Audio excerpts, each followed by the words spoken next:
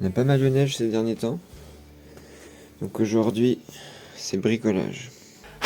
On se retrouve à nouveau aujourd'hui pour finir de restaurer ce véhicule. Bon, pour ce genre de châssis 1/10, c'est des châssis ultra génériques. Il n'y a aucune marque, aucune inscription. Un train avant avec différentiel, train arrière différentiel, 4 roues motrices. Mais c'est le reste des châssis très classiques, pas de marque connue déposée, assez entrée de gamme, milieu de gamme. Mais ça n'empêche pas qu'on va quand même la restaurer et la refaire fonctionner. Donc j'ai pas mal de pièces à remettre en place. On a l'embrayage à bien caler, régler correctement, remonter la transmission, le rodage du bloc à faire, le réglage des trains roulants, voir si tout va bien. J'ai quelques fuites sur certains amortisseurs, donc on va bien voir, on va essayer de la remettre en état.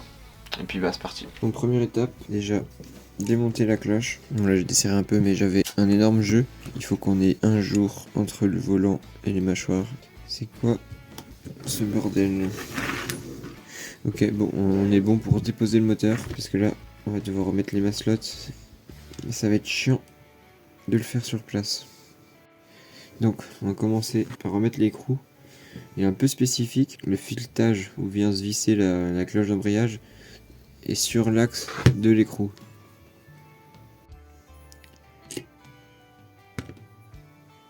Cet écrou doit être bien serré quand même. Là, je me sers d'un petit serre-joint. Hop, voilà. Donc par rapport à notre sens de rotation du moteur, si on tire le lanceur, on voit bien, il tourne à l'inverse des aiguilles d'une montre quand on le regarde de face comme ça.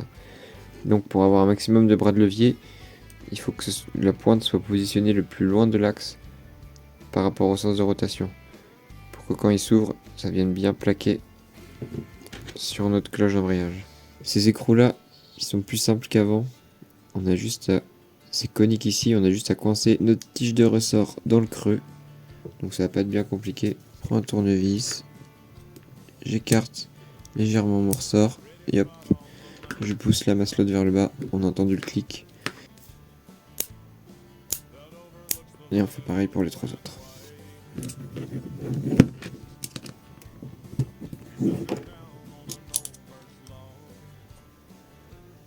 Faire attention aux doigts quand même parce qu'on a vite fait de s'enfoncer le tournevis dans le doigt. Mais là elles sont toutes ok. Je me rends compte que pour le jeu qu'il y avait, c'est normal, hein, j'avais qu'un seul roulement, j'avais pas le roulement intérieur, donc je vais voir si je peux en trouver un quelque part. Si je mets mon roulement, on voit légèrement un petit jour entre le volant, donc il n'y aura même pas besoin de mettre une petite rondelle, on va être bien. Donc on est bon, j'ai trouvé un deuxième roulement. Donc le premier, il va ici. Et le deuxième, il va ici. Ensuite la vis avec la rondelle. Là on voit, ça devrait tourner librement. C'est quelque chose qui va pas. Si je dévisse, elle tourne librement. Donc c'est au niveau du calage de la rondelle.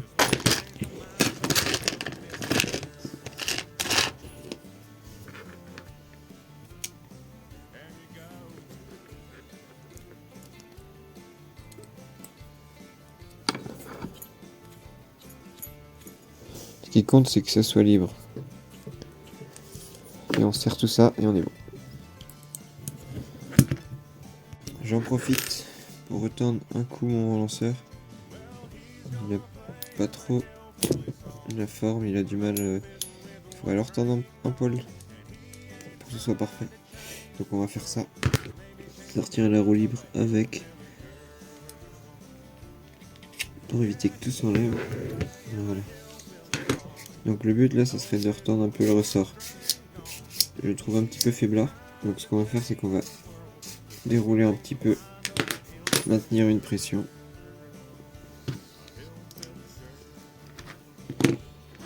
Sortir la ficelle et lui remettre un tour. Voilà.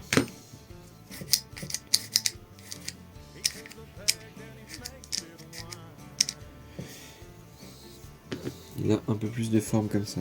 Ok, maintenant ça c'est fait.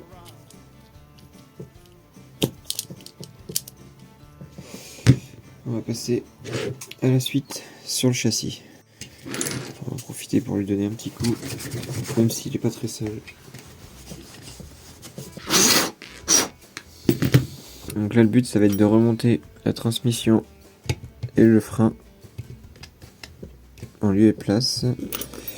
Sachant que les cardans sont démontés, il faut que je détermine lesquels sont les bons. Et j'en ai un qui est plus grand, donc j'ai 3 tailles différentes déjà. Et comme il m'en manque un du côté de la direction, j'ai démonté celui de l'autre côté pour comparer la taille.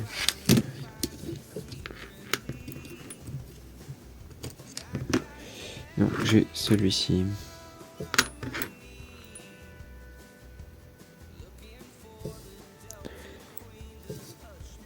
Donc là on est sur la même taille. Donc je vais reprendre les deux qui me restent. Et on va voir.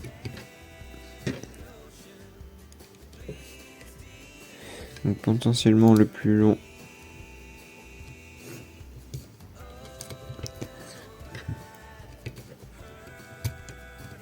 À l'arrière, le plus court à l'avant. Donc on a des détrompeurs sur les engrenages. Donc je serre pas à fond, je rentre juste mes vis en emplacement pour centrer. Je mets mes 2 dernières vis et après on serre tout. Et là on serre. Contact plus un quart, ça suffit largement. Au niveau du cardan, on vérifie bien quand je suis à fond de course, il peut pas sortir. De l'autre côté, non plus.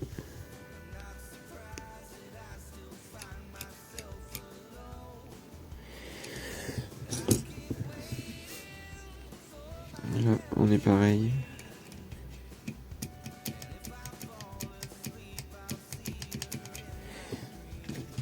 Ça tourne librement. Rien qui force, c'est fluide. On est bon pour la transmission. Maintenant, on va essayer de voir pour le train avant. Hop. Et on serre.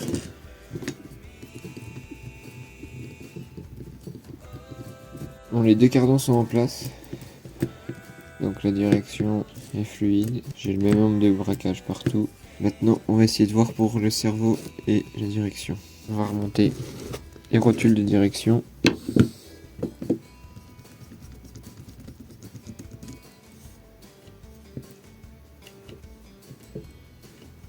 Ok, on va voir pour remettre un récepteur en place. Et on va le tester avant pour être sûr qu'il fonctionne. J'ai été obligé de démonter ma vieille radio. J'avais la vis avec l'écrou de l'antenne qui était complètement desserrée. Du coup, impossible de la resserrer. Je remonte et puis on va pouvoir tester les cerveaux. Bon, on va tester avec ma vieille télécommande, mes vieux cerveaux, récepteurs à l'ancienne. On va marquer ceux qui fonctionnent et ceux qui fonctionnent pas. Ok. Celui-là, ça a l'air d'aller.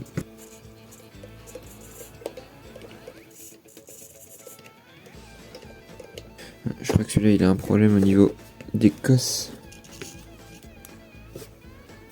On est sur des vieilles radios du coup de l'époque au quartz, avec des quartz pardon. Et j'avais pas la bonne fréquence. Donc c'est pour ça qu'il fonctionnait mais il y avait des oscillations étranges. Donc j'ai retrouvé un quartz et on va retester. C'est reparti, je rebranche mon boîtier de piles. On pourra remplacer tout ça par une batterie plus tard. Hein, mais le but c'est de tester si ça fonctionne. On va faire un par un et on va les marquer au marqueur blanc pour les OK ou non. J'allume la radio. Normalement là j'ai la même fréquence, ça devrait poser aucun problème. Ok. Voilà. J'essaye à l'amplitude maximum. Voir s'il revient bien en position. Donc celui-là on peut le valider. Ouais, celui-là je crois que je me rappelle l'avoir remplacé déjà sur un autre véhicule. Hop. Celui-là on est ok aussi. Donc on a nos grands gagnants pour la suite du projet.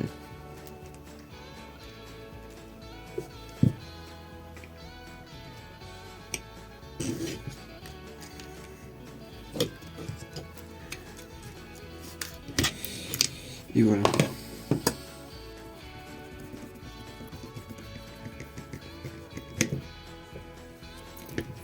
Il va falloir qu'on règle aussi le moteur, il est pas du tout aligné. On fera ça plus tard.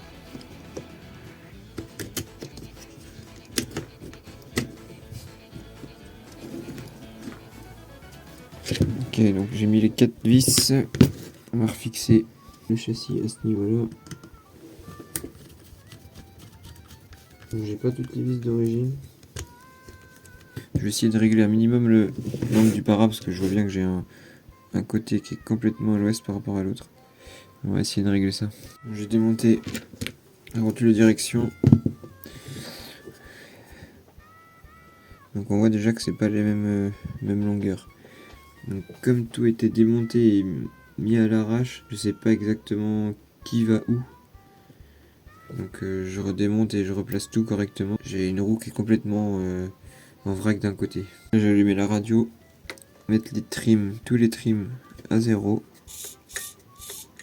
Et comme ça, je positionne en position de base. On va essayer de mettre les roues les plus droites possibles. Bon, on compte pas la géométrie pour le moment, juste plus symétrique possible. Ouais, c'est trop bizarre.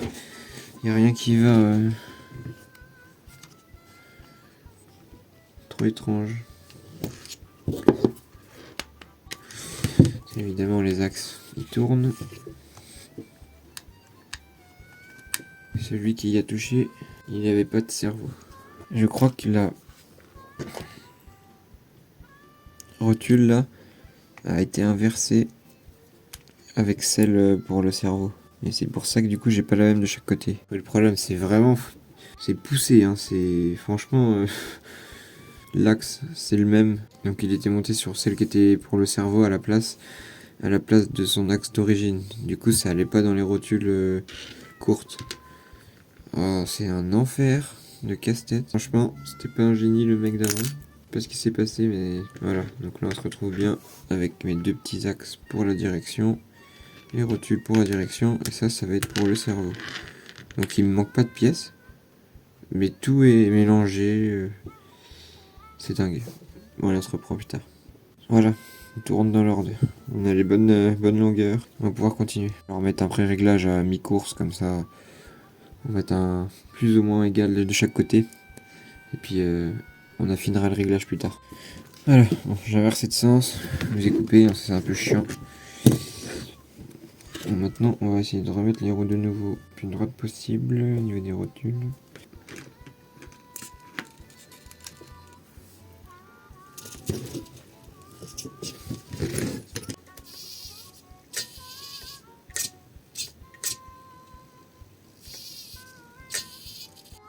Je suis en train de démonter les amortisseurs avant. C'est encore chaotique. Il y a une rotule qui est complètement désaxée. On va essayer de remettre ça comme il faut. On tire sur le vérin. Comprime un peu le ressort. Et on sort cette pièce. On sort la pièce. Bon, je viens de démonter les 4 amortisseurs. 2 qui étaient mal vissés. Toute l'huile s'est échappée. 2 qui ont jamais vu d'huile, qui sont tout secs, on sait pas pourquoi. Les membranes elles sont plus ou moins en bon état, un petit peu déformées. Ça devrait aller. Par contre, il me manque une cale comme ça pour le ressort. J'en ai que 3 sur les 4, je sais pas pourquoi. C'est un vrai mystère cette voiture. Pas d'huile dans les amortisseurs, à moitié démonté, moteur de travers. Ouais.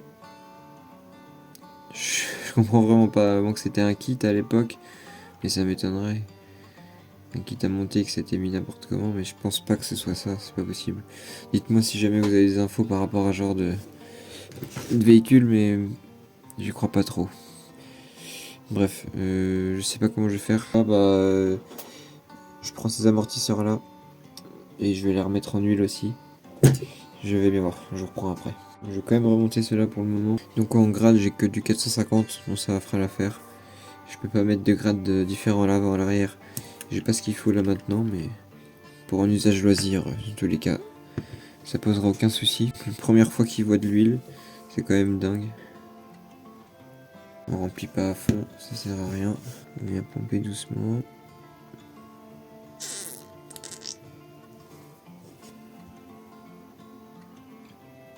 Ok, on voit bien qu'il y a des bulles d'air dedans. On va laisser l'air s'en aller. On va poser l'amortisseur comme ça, revenir un peu plus tard, repomper quelques coups, faire le niveau et on pourra remonter.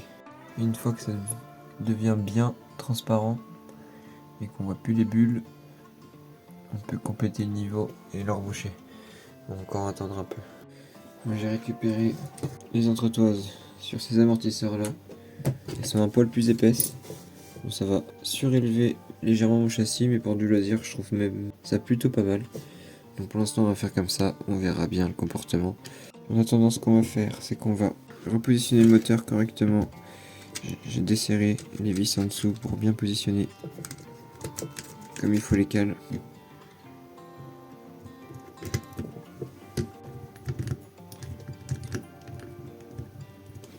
Me faire avoir encore.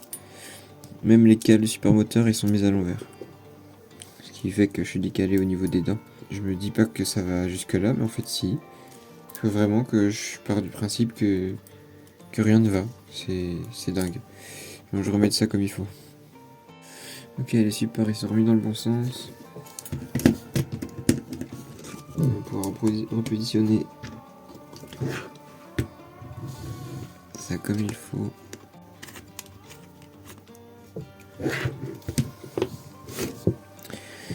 Ouais, donc du coup, on est déjà un peu mieux.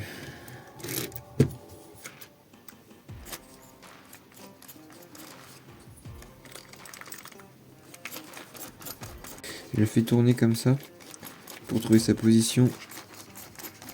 J'ai pas encore celle en dessous. Pour qu'il tourne bien librement, qu'il soit pas en contrainte. Et que les dents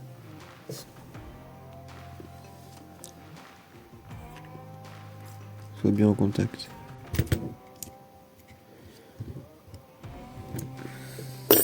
Bon, j'ai attendu une nuit. On peut voir qu'il n'y a plus aucune bulle dans l'huile. Donc on va pouvoir remonter les amortisseurs. On va repomper une ou deux fois.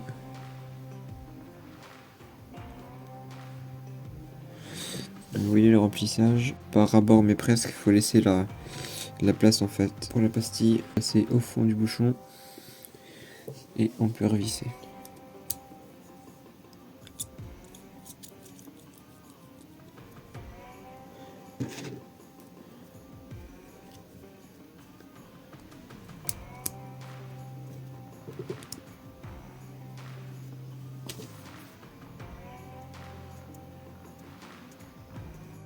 On va pouvoir remettre le réservoir.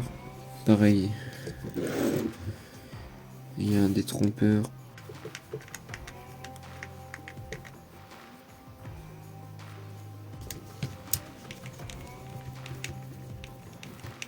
Et ils réagissent beaucoup mieux qu'au départ, ça c'est sûr. Et ben voilà.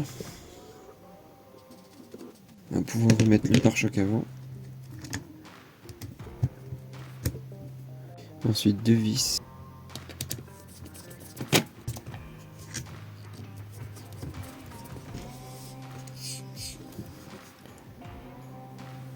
Là, je suis en train de voir avec ce que j'ai, parce que j'avais pas la tringlerie de gaz de frein d'origine, donc je vais essayer de réadapter avec ces pièces là. Et bah c'est parti. Donc voilà pour l'instant ce que j'ai fait. Un pivot ici, un arrêt ici. Si je vois que ça force, j'essaierai de mettre une meilleure forme à la tige. Faut que ça reste bien fluide. Donc là je suis à 0, j'accélère. Faut que ça ouvre le carbu bien en entier. Donc là on est pas mal et ça force pas. Je vais mettre le ressort et on voit après. Bon, c'est le mieux que j'ai pu faire, mais avec le lanceur, je sais pas comment elle était d'origine la tringlerie, mais c'est un peu chiant. Donc accélération, frein. Mais bon, ça touche un peu le lanceur quoi, que je vais voir comment je pourrais faire. On va passer au frein maintenant. Bon, après un sacré moment à peaufiner, je vais pas mentir, j'ai enfin accélération, frein.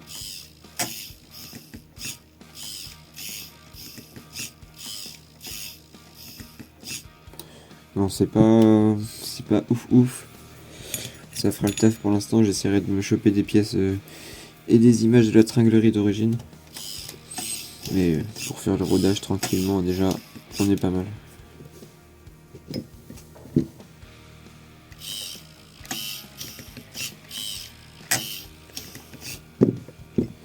Qu'avec de la pièce de récup, on va dire que c'est acceptable. Bon, on va pouvoir remonter après ça l'échappement.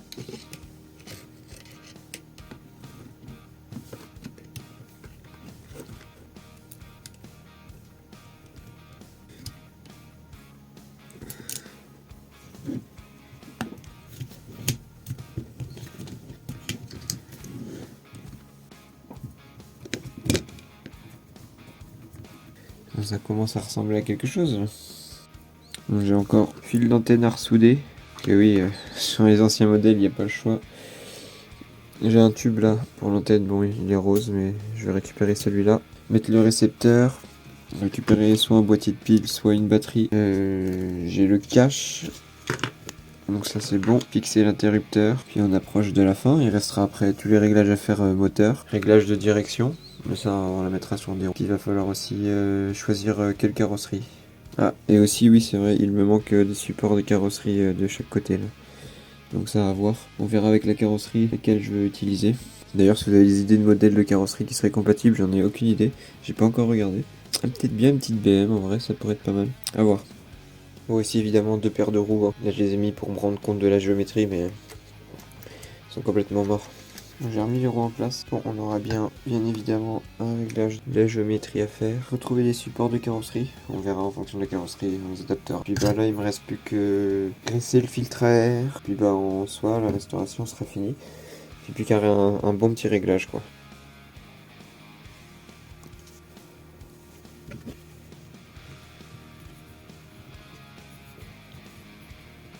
On va remettre en place l'interrupteur. La gaine pour l'antenne sur le boîtier.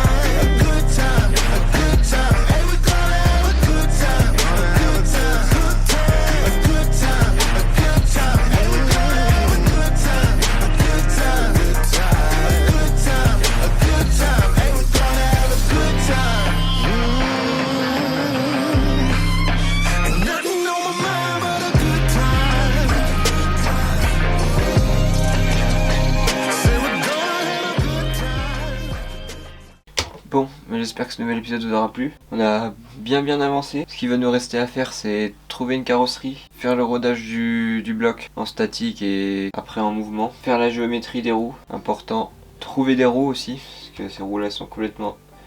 Les pneus ils sont complètement éclatés. Et j'ai plus qu'à trouver un boîtier d'accu ou un boîtier de pile pour alimenter le récepteur. Et puis voilà, beau petit projet. Bon, le châssis est quasiment neuf, mais il n'y avait rien de monté comme il faut. Et je comprends pas pourquoi. Peut-être à revoir, peut-être la tringlerie si j'en trouve des pièces d'origine, mais j'y crois pas. Je sais même pas quel modèle c'est, si vous savez vous.